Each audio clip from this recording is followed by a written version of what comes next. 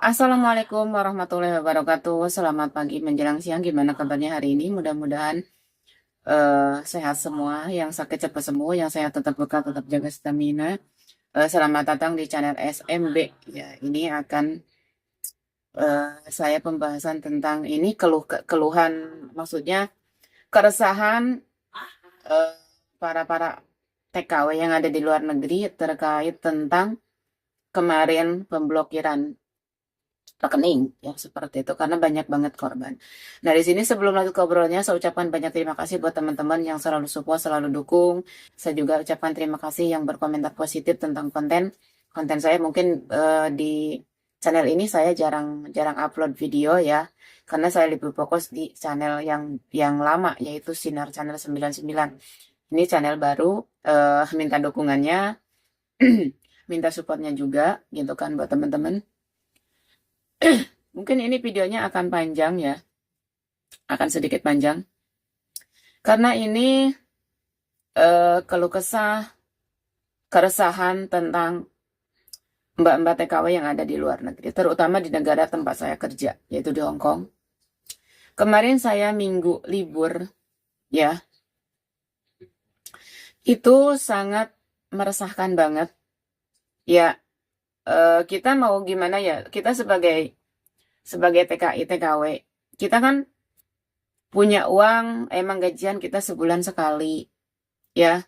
Kita ada sisihkan uang, sisa ngirim ke keluarga, sisa kebutuhan anak sekolah, itu kan sisa ngasih ke orang tua, kita simpan di rekening. Nah, tiba-tiba kemarin eh apa? Isunya pemblokiran rekening. Di situ ya kita itu bisa dibilang nggak ada apa ya, maksudnya kalau kata Sunda mah nggak ada aba-aba, jadi langsung drastis gitu seperti itu. Jadi kita nggak ada waktu untuk pengambilan dana dari rekening kita sendiri tabungan.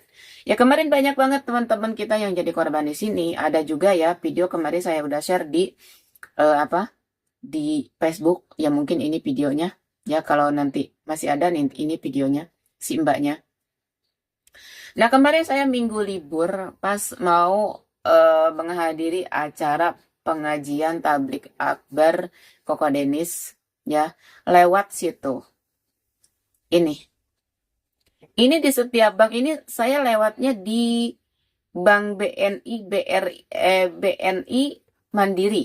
Ya, ini eh, videonya yang di BRI Mandiri. Seperti itu ya. Jadi ini sangat meresahkan banget bagi kita sebagai TKW. Karena kita tidak semudah itu keluar masuk dari rumah majikan. Ada juga yang bisa keluar masuk, ada juga yang tidak. Contoh saya pribadi, saya tidak bisa keluar dari hari Senin sampai hari Jumat. Sedangkan bank yang kalau kita pengen ke bank itu, kalau tidak mau antri, itu emang hari-hari biasa juga, hari Minggu juga banyak yang di situ, tapi nggak sebanyak kayak kemarin. Nah kemarin itu, saya lewat situ, pas saya tanya, Mbak mau apa? Jawabnya apa? Saya mau narik uang, Mbak, karena takut keblokir nanti nggak bisa ambil uang. Orang berbondong-bondong itu ngantri. Kemarin ada di BNI ya, di ATM BNI itu ada 4 mesin, itu semua penuh. Terus pengantrian di apa sih? Itu kemarin itu ada dua pembikinan, ada pengambilan tunai, ada juga pembikinan aplikasi Wader. Jadi ini aplikasi Wader aja belum kelar di Hong Kong itu. Pembuatannya masih bingung, masih harus datang ke kantor kalau ingin nomor rekeningnya sama. Sedangkan posisi kita di sini itu tidak bisa keluar masuk. Kalau kita hari Minggu libur itu setelah 1 minggu dari hari Senin sampai hari Sabtu. Hari Sabtu kita kerja di rumah majikan, ada juga kerjanya ya emang tidak semua sama pekerjaan. Ada juga yang ringan, ada juga yang repot banget itu.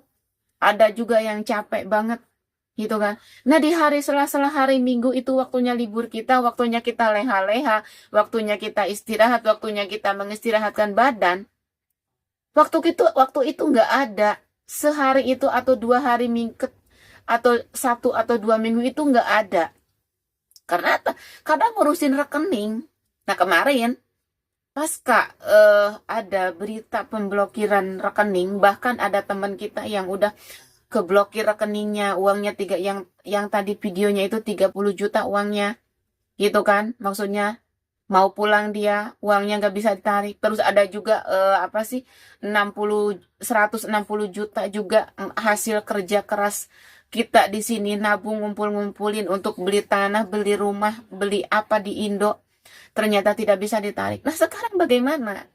Nasib kita sebagai TKW di sini bingung ngadunya kemana, harus bikin rekeningnya di mana. Makanya Mbak-mbak sekarang itu kebanyakan tidak percaya lagi dengan rekening Indonesia.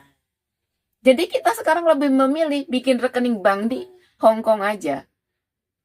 Paling susahnya nanti kalau kita memfiatkan, menukarkan ke apa sih, ke fiat, ke rupiahnya itu paling agak ribet karena mungkin kita banyak, karena uang kita akan tabung di situ. Ya ini padahal kita nabung tiap bulan juga bayar loh, ya. Ada pajaknya juga itu rekening. Tapi kenapa? Ini sangat meresahkan banget. Jadi teman-teman kita ini di Indonesia, di luar negeri, dimanapun, seluruh negara itu ya resah gitu loh. Resahnya apa? Kita berangkat ke luar negeri itu ingin merubah kehidupan kita suatu nanti pulang ke Indonesia setelah kita kerja di sini. Jadi kita punya uang sedikit, sisa yang tadi saya bilang, sisa ngasih keluarga, sisa ngasih anak biaya sekolah, kita tabungin sedikit-sedikit. Nah sekarang rekeningnya ditutup, ya sekarang sih udah dibuka lagi ya, tapi nggak tahu itu uang ya masih ada atau tidak.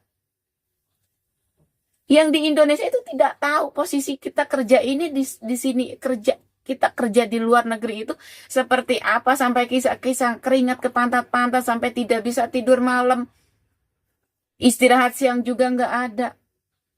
Kasihanlah kami, jangan semena-mena belakara blokir kayak gitu. Ya seperti itu. Jadi ini untuk rekening sendiri. Allah kasihan banget pokoknya. Jadi kita takut sekarang PMI ya, mbak-mbaknya itu ya pokoknya TKL apa sih, TKI itu semuanya sekarang takut. Mau nyimpan uang di rekening kita itu takut. Bener-bener dihantui rasa takut. Saya pribadi kemarin habis gajian mau masukin uang, itu udah dimasukin ke aplikasi ya. Kita kan masukin aplikasi ke Seven. Itu mau transfer ke rekening saya sendiri itu takut, was-was. Apa bener itu, padahal beritanya udah dibuka, katanya udah dibuka ya, udah dibuka lagi blokirannya. Hati kita was-was. Karena mikirinnya gini, kalau rekening kita diblokir, bagaimana kita nafkahi anak, nafkahi keluarga kita di Indonesia?